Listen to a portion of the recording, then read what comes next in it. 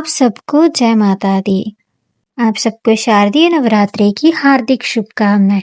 आज हम इस वीडियो में दुर्गा के 13 अध्याय प्रारंभ करने जा रहे हैं। आज प्रथम नवरात्रि है जो कि माँ शैलपुत्री जी का पूजन दिवस है। आज के दिन माँ शैलपुत्री यानी हिमालय कन्या पार्वती जी की पूजा की जाती है। जो कथा है वो माता सती से जुड़ी हुई है। उनके पिता दक्ष प्रजापति ने उनके पति यानी शिव जी को यज्ञ में नहीं बुलाया था, तो माता सती ने क्रोध में आकर उसी अग्निकुंड में अपने आप को भस्म करने का सोचा।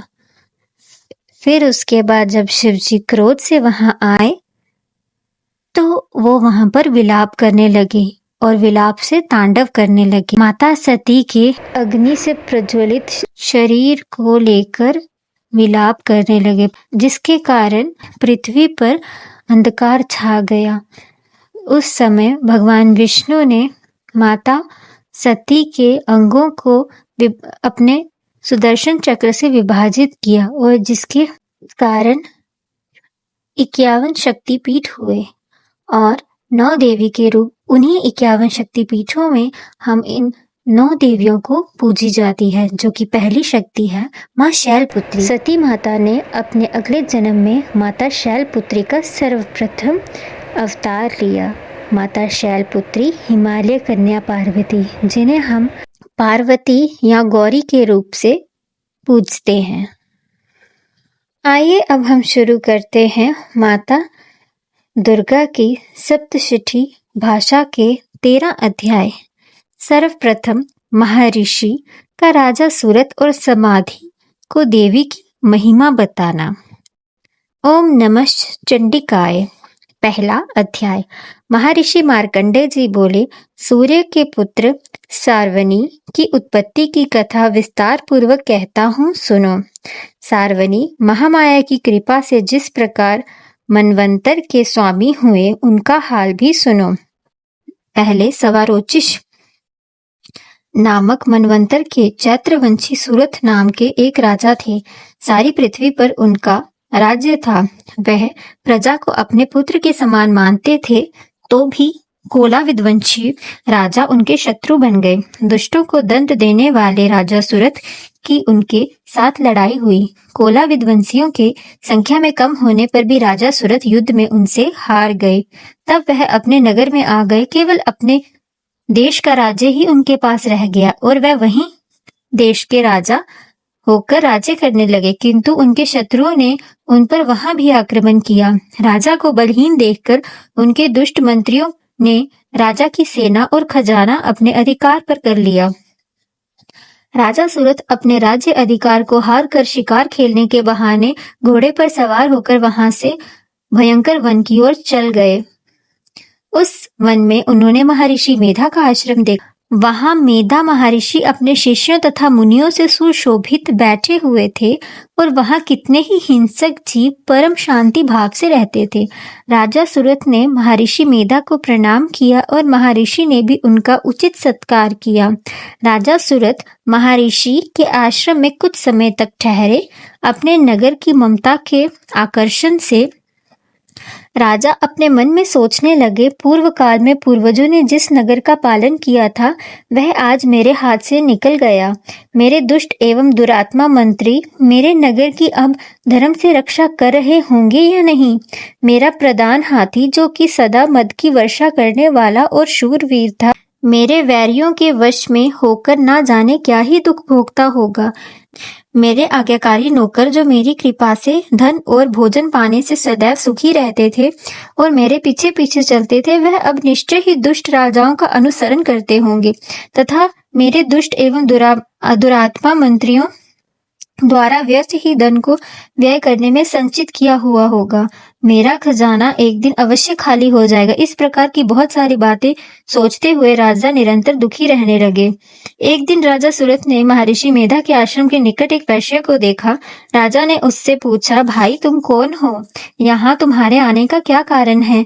तुम मुझे शोकग्रस्त अनमने से दिख रहे हो, इसका क्या कारण है? राजा के यह नम्र वचन सुनकर वैश्य ने कहा, महाराज सूरत को प्रणाम करके कहा वैश्य बोला, राजन, मेरा नाम समाधि है। मैं धनियों के कुल में उत्पन्न हुआ एक वैश्य हूँ।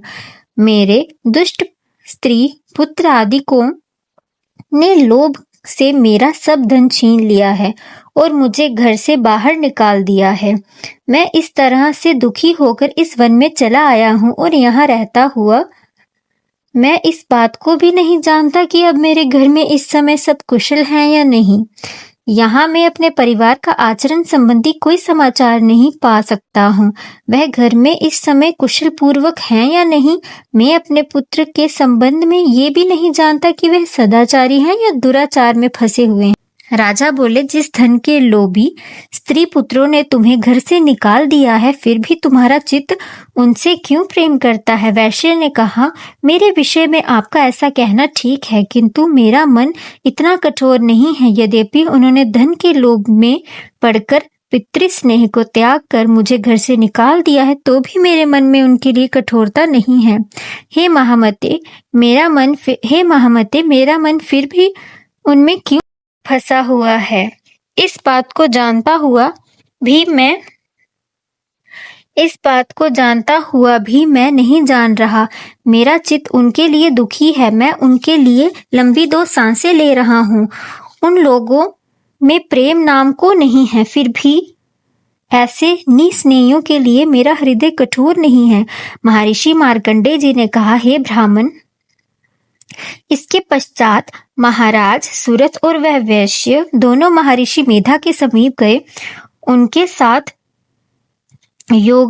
यथा योग्य न्याय संभाषण करके दोनों ने वार्ता आरंभ की। राजा बोले, हे भगवान, मैं आपसे एक बात पूछना चाहता हूँ, सो आप कृपा करके मुझे बताइए। मेरा मन मेरे अधीन नहीं है, इससे मैं बहुत दुखी हूँ। राज्य धनादिक की चिंता अभी तक मुझे बनी हुई है और मेरी यह ममता अज्ञानियों की तरह आगे बढ़ती जा रही है। यह समाधि नाम का वैश्य भी अपने घर से अपमानित होकर आया है। इसके स्वजनों ने भी इसे त्याग दिया है। स्वजनों से त्यागा हुआ भी यह उनसे हार्दिक प्रेम करता है। इस तरह हम दोनों ही दुखी हैं। हे महाभाग, उन लोगों के अवगुण को देखकर भी हम दोनों के मन में उनके लिए ममता जनित आकर्षण उत्पन्न हो रहा है। हमारे ज्ञान रहते हुए भी ऐसा क्यों है? अज्ञानी मनुष्यों की तरह हम दोनों में यह मूर्खता क्यों है? महर्षि मेधा ने कहा, भीषम मार्ग का ज्ञान सब जंतुओं को है। सबों के लिए विषय पृथक पृथक होते हैं। कुछ प्राणी दिन में नहीं देखते, कुछ रात को नहीं देखते, परंतु कुछ जीव ऐसे हैं जो दिन रात दोनों में देख सकते हैं। ये सत्य है कि मनुष्य में ज्ञान प्रदान, किंतु केवल मनुष्य ही ज्ञानी नहीं होता। पशु पक्षी आदि भी ज्ञान रखते हैं। जैसे यह पशु पक्षी ज्ञानी है, वैसे ही मनुष्य का ज्ञान है, और जो ज्ञान मनुष्य में है वैसा ही पशु पक्षियों की ओर। देखो कि अपने भूख से पीड़ित बच्चों की चोंच में कितने प्रेम से अन्न के दाने डालते हैं। हे राजन, ऐसा ही प्रेम मनुष्यों में अपनी संतान के प्रति पाया जाता है। लोभ के कारण अपने उपकार का बदला पाने के लिए मनुष्य पुत्रों की इच्छा करता है और इस प्रकार मोह के गड्ढे में गिरा रहता है। भगवान श्री हरि की जो योग माया है, उसी से ये संसार मोहित हो रहा है। इसमें आश्चर्य की कोई बात नहीं, क्योंकि यह भगवान विष्णु की योग निद्रा है। यह माता ही है जिनके कारण संसार मोह में जकड़ा हुआ है। यही महामाया भगवती देवी ज्ञानियों के चित्त को बलपूर्वक खींचकर मोह में डालती है और उसी के द्वारा संपूर्ण जगत की उत्पत्ति करती है। यही भगवती प्रसन्न होकर मनुष्य को मुक्ति प्रदान करती है। यही संसार के बंधनों का कारण है तथा संपूर्ण ईश्वरों की भी स्वामिनी है। महाराज सूरत ने पूछा, भगवान, ये देवी कौन सी है जिसको आप महामाया कहते हैं? हे ब्राह्मण, यह कैसे उत्पन्न हुई और इसका कार्य क्या उसका कार्य क्या है? उसके चरित्र कौन कौन से हैं? प्रभु, उसका जैसा प्रभाव हो, जैसा स्वरूप हो, वह सब ही कृपा कर मुझे कहिए।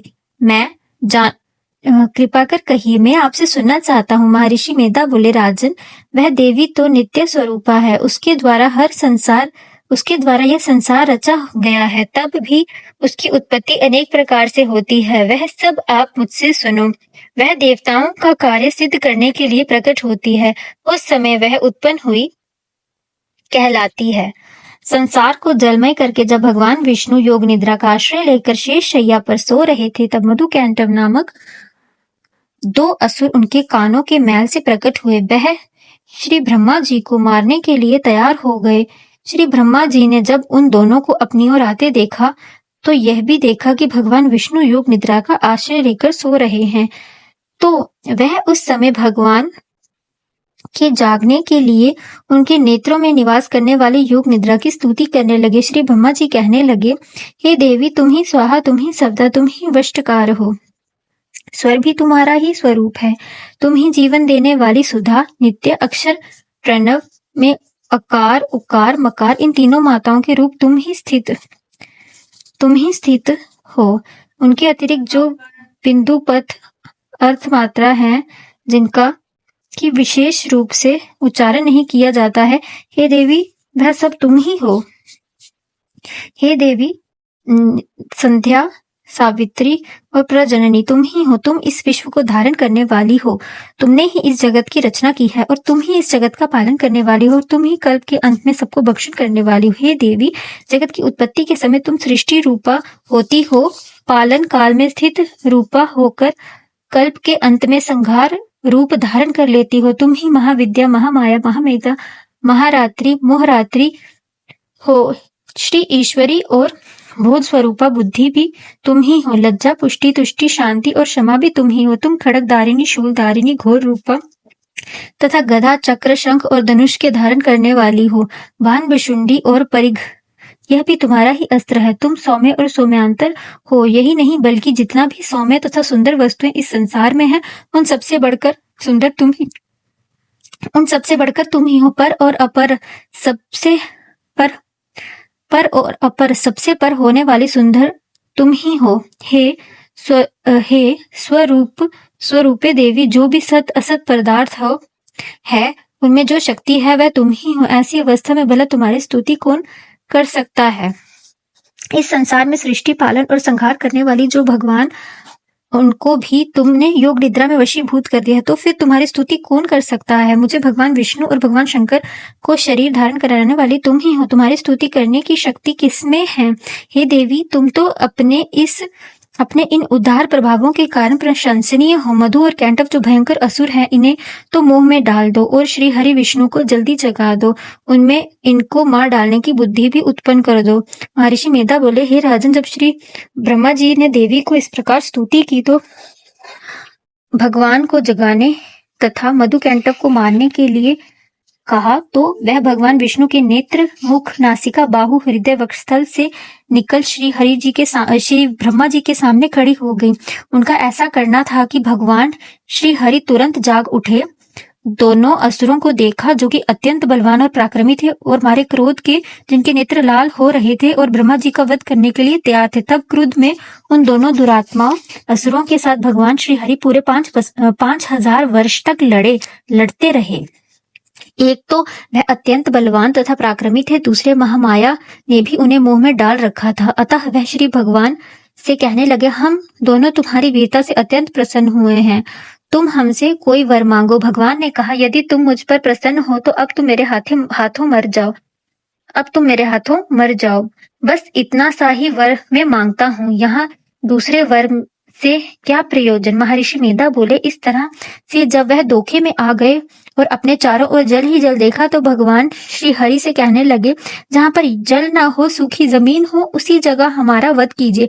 महर्षि मेधा कहते हैं, तथास्तु कहकर भगवान श्री हरि ने उन दोनों को अपनी जांघ पर लिटाकर उन दोनों के सिर काट डाले। इस तरह से यह देवी श्री ब्रह्मा जी की स्तुति करने पर प्रकट हुई थी। अब तुमसे उनके प्रभाव का वर्णन करता हूँ, सो सुनो।